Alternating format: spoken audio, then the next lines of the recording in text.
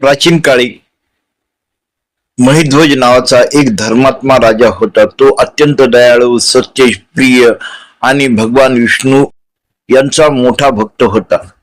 त्याचा धाकटा भाऊ व्रजध्वज मात्र क्रूर, मत्सरी, अधर्मी स्वभावाचा होता.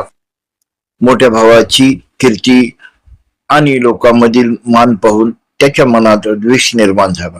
एक रात्री वज्रध्वजाने कपटाने महिध्वजाचा वध केला आणि त्याचे शरीर एका पिंपळाच्या झाडाखाली पुरून टाकले.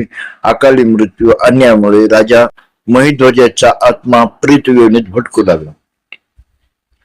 त्या मार्गाने जाणाऱ्या लोकांना ती आत्मा त्रास देऊ लागली. काही काळानंतर त्या भागात एक महान ऋषी आले. त्यांनी आपल्या तपशक्तीने त्या आत्म्याचे दुःख ओळखले.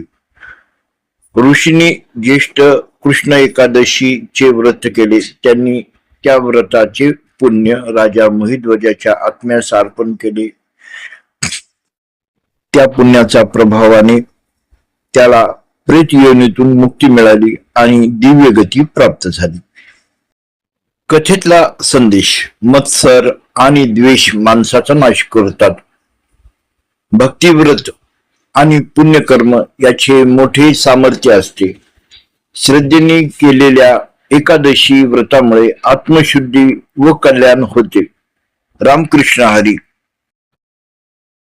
या व्रतामुळे पापाचा नाश होतो असे मानले जाते. तीर्थयात्रा, दान, यज्ञ यांचे पुण्य या व्रताने प्राप्त होते असे सांगितले जाते.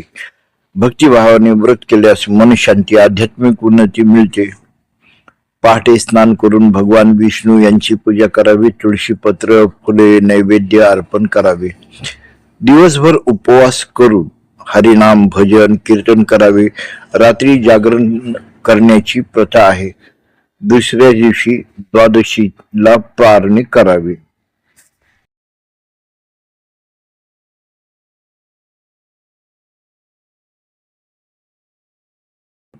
यातून आत्मोन्नती होते.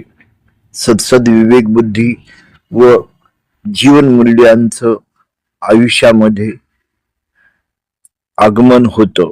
शुद्ध आचरण हेच चांगले लक्षण आणि चांगल्या लक्षणातून हे मानवीय जीवन सभ्यतेनं असते. धन्यवाद.